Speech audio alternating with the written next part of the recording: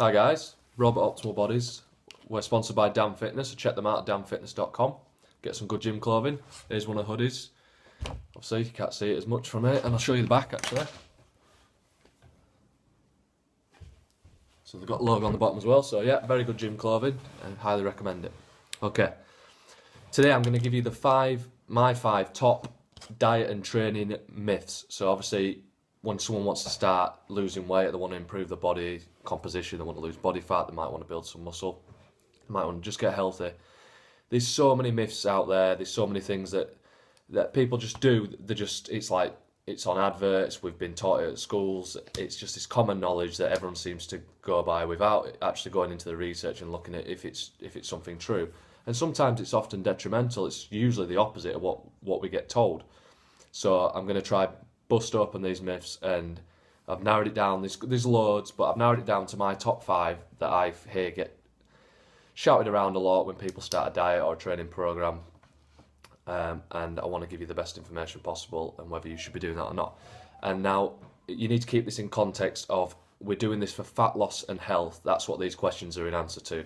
So there'll be a lot of people that want to build muscle. There might be bodybuilders. They might just go to the gym. They're trying to improve their physique.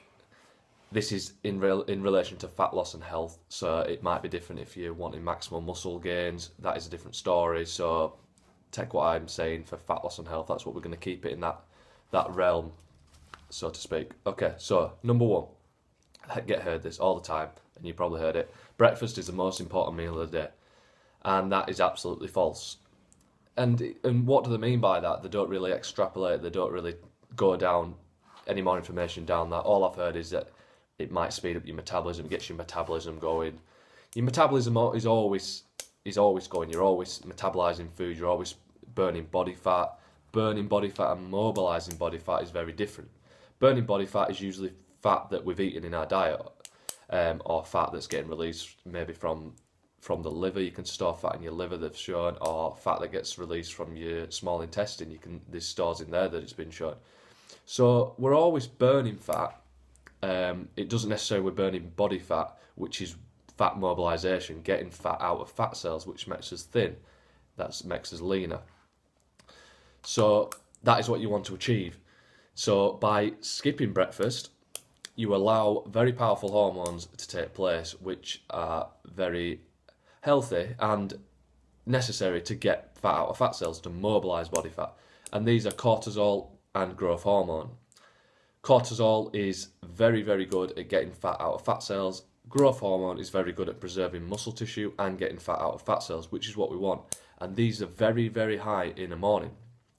So by skipping breakfast, and the idea of this is you don't raise insulin levels. So any food you eat, even if it's fat, anything you ingest, you get an insulin release. Carbohydrates have a unique ability to raise insulin very high. So just avoiding carbohydrates can be a very good thing in the morning. Skipping breakfast, it just takes away any possible high insulin release from that, which doesn't interfere with your cortisol and your growth hormone. That's what we're trying to achieve. So by skipping this, holding off eating until a bit later in the day, maybe 10 o'clock, 11 o'clock, midday, maybe just start at dinner time, start from then. If you go till then, you get really maximal fat mobilizing benefits, which makes you leaner. So for fat loss and all the health benefits, skip breakfast. Number 2, saturated fat is bad for us. We've all heard this, saturated fat clogs your arteries, blah, blah, blah. Unfortunately, you go through the research, there's nothing that proves this. It's all showing that saturated fat actually increases your HDL cholesterol, which is your good cholesterol. And there's actually 2 types of LDL cholesterol that they've come up with, and only one of them is bad, and it just so happens to be that excess carbohydrate consumption increases the bad LDL cholesterol.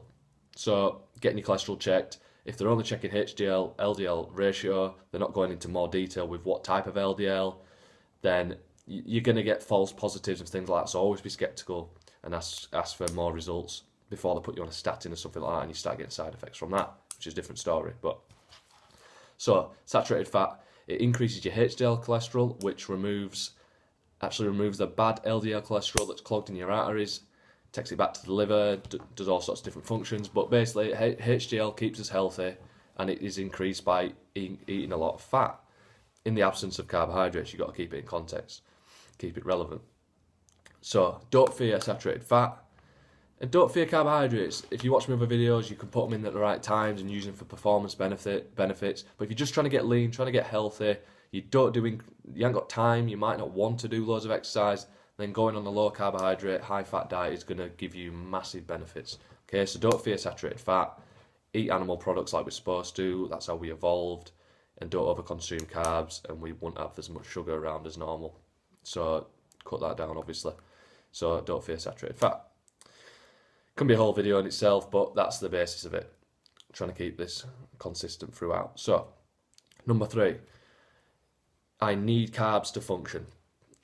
Technically, if most people are saying that, they might have tried going on a low carbohydrate diet, and then they feel a bit foggy. In that sense, yes, they probably think, yes, I need carbs to function. I'm not feeling good. I'll have some carbs.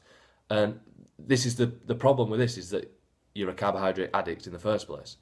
So that's like somebody coming off, an extreme example, coming off heroin.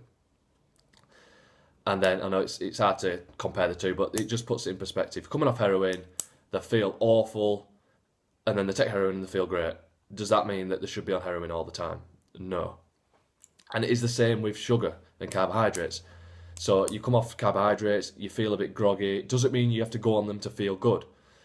You need to up your fats and your body will start producing transporters that allow fats to cross the blood-brain barrier. Okay, so they allow fats into the brain and allow you to function. They allow to fuel the nervous system, and it's actually the preferred fuel, ketones, that is made from your fat cells, very healthy. Made in the liver. First, very preferred fuel for your liver, for your diaphragm, your heart, and your nervous system. Okay, so basically you have to wait a while to get these adaptations. You can't just drop carbs and all of a sudden not get these withdrawal symptoms. Like someone cut heroin, they're not going to feel mint, they're not going to feel great, and they've got to wean it off or go cold turkey, that sort of thing. So you need to up your fats. You just need to man it out. You need to be strong, stay strong. Realize that you might feel a bit groggy until your body adapts to running off fats. It might not have run off ketones since you were an infant. So it's going to take time, but just trust it. And realise at the end of the road, it might be a week, it might be 2 weeks, it might be a few days. It all depends on the individual, but you're going to feel even better at the end of it. And a lot of my clients report a lot of mental clarity. They feel great. They're a lot happier. Their sleep's improved. But it can take a week, a few days, maybe a couple of weeks. So just stick with it and realise that our body can make its own blood sugar levels from your fat stores as it releases a glycerol component of the triglyceride. Which is stored in your fat cells. So your body's perfectly able at maintaining your blood sugar levels, which should only be around 4 grams at any one time, and it can do that on its own without having to ingest carbohydrates. If you're just looking for fat loss and health, performance benefits, you can put carbs at the right time, as we've mentioned, and you can use that to your advantage. But just for 90% of the population, they're not a high level athlete, you don't need carbohydrates as often, and it's all in relation to your body fat, which you might see on my other videos. But in general, you don't need carb to function, just to stay at an optimal brain function level. If you're performing, it's a different story. If you're in the gym lifting heavy weight, high intensity output, but to function everyday life, you don't need them. Okay. 5 a day, the big one. We've all heard it. I'm not going to go off too much of a rant of everyone because I've probably lost a lot of you already, boring you. And we're in relation to fruit, in a sense. And again, fruit is not necessary. We wouldn't have abundance of fruit around us when we're evolving. We might get them seasonally. We might have them now and again. Maybe maybe for 1 month of the year we might get them. We don't know. That's the problem. But we do know that they contain a high amount of sugar, which can raise your insulin levels. Fructose, which is a big component of fruit, can only be stored in the liver. Once the liver is full of glycogen, then fructose will be converted and stored as body fat. So if you're looking for fat loss and health, you're trying to keep insulin levels at a minimum throughout the majority of the week, you're trying to keep your body fat low, then fruit is not going to do any of your favours. If you're a high intensity athlete, you're a bodybuilder, yes, they're in the gym pounding weights, they're depleting them, they're using loads of energy. Most people don't do that. They sit at a desk all day, they might go for a little walk, that's about it. You don't need